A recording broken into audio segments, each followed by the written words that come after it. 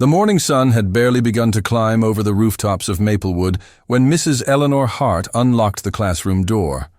The smell of chalk and paper greeted her, familiar, comforting, and a little bittersweet. She paused for a moment, staring at the rows of wooden desks lined neatly before her, each one waiting to be filled with laughter, chatter, and the curious chaos of her ninth-grade students. She smiled softly, brushing a strand of silver hair from her face. "Another Monday," she whispered to herself.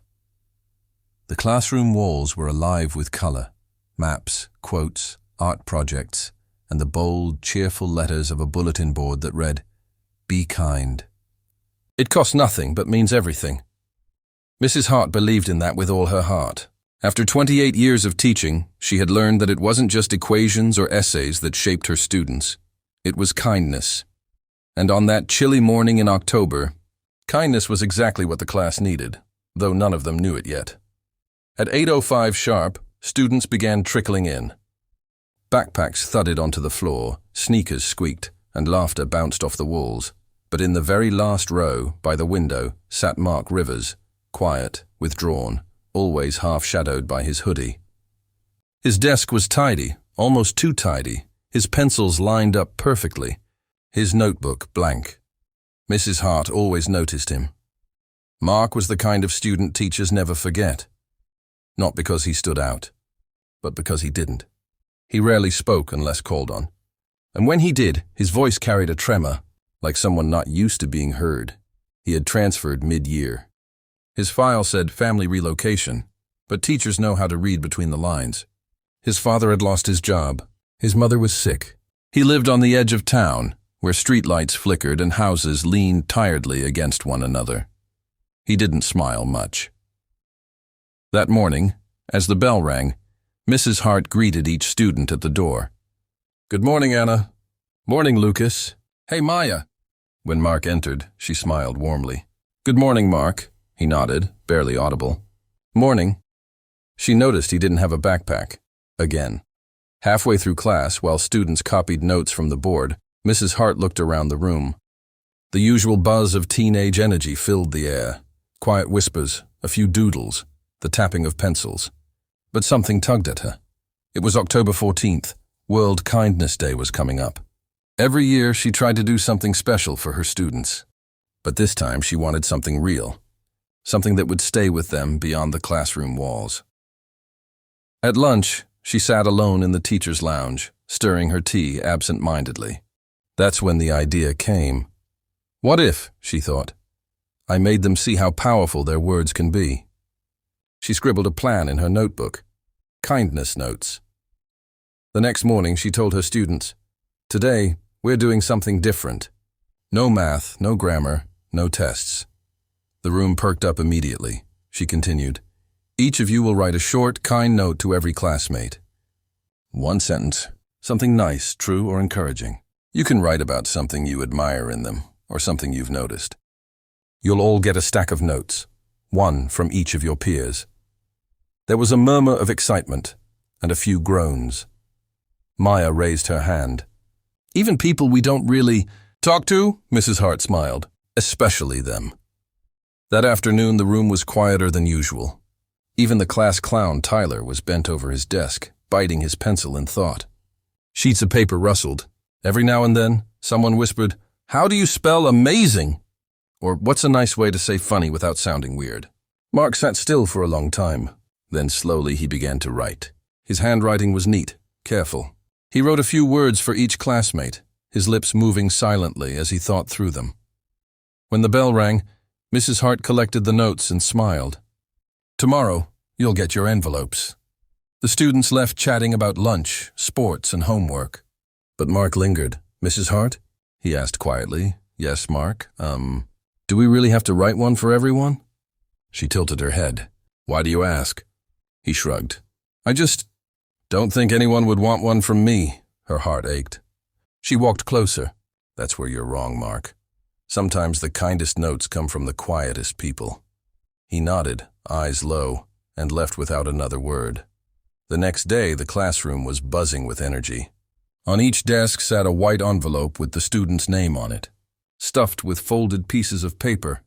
They're kindness notes. Mrs. Hart stood by the board, smiling as one by one, the students opened their envelopes. Laughter, surprise, and a few teary eyes filled the room. You always make me laugh even when I'm sad. Oh, that's so sweet. I love your art. Who wrote this? That's the nicest thing anyone said to me. You're the only person who lets me borrow pencils without rolling your eyes. Thanks, Maya. And then there was Mark.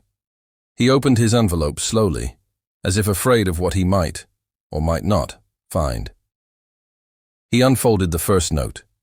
It said, "You're really smart, even if you don't talk much." Another read, "I like how you always hold the door open." And another, "You're quiet, but you seem really kind." One said simply, "You make class feel calmer when everything's loud. You matter more than you think." His lips trembled. He didn't know it, but that day, that very day, was his birthday. No one at school knew. Not a single person had ever celebrated it with him. His mother was in the hospital, his father working double shifts, and the apartment felt emptier than ever. He had woken up that morning thinking no one cared if he existed. By lunchtime, he was wrong. That night, Mark went home to a cold, dim apartment. The fridge hummed quietly. The clock ticked past 8. His father hadn't come home yet.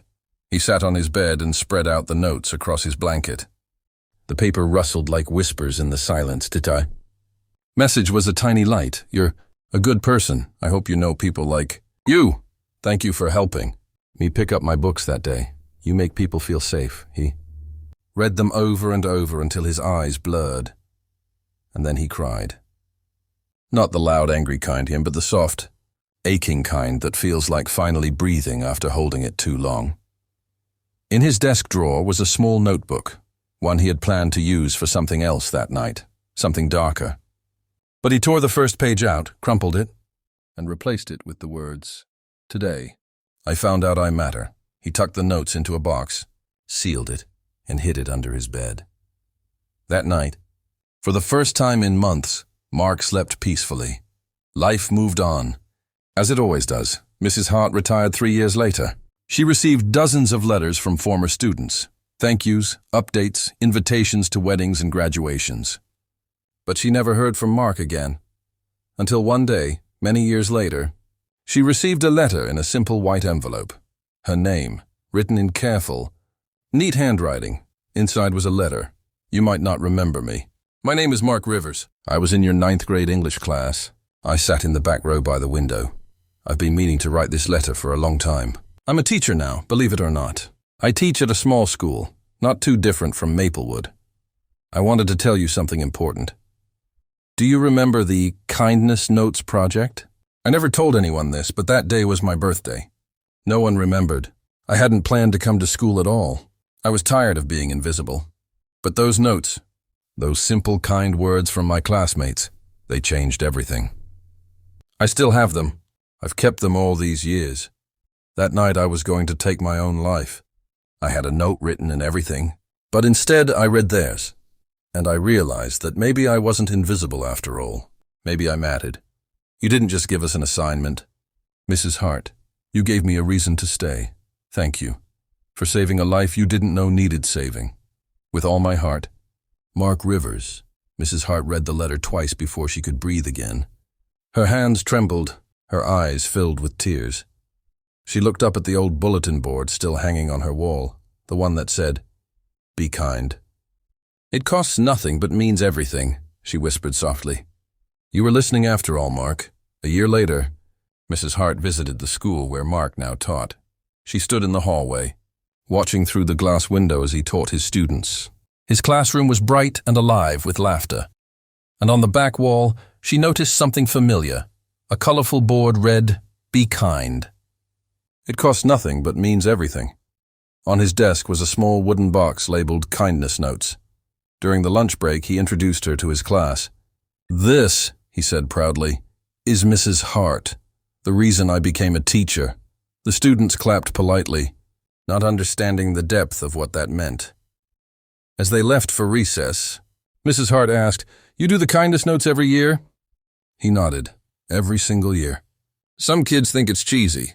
But then I see their faces when they read them. And I remember mine. She smiled, eyes glistening. You've done well, Mark.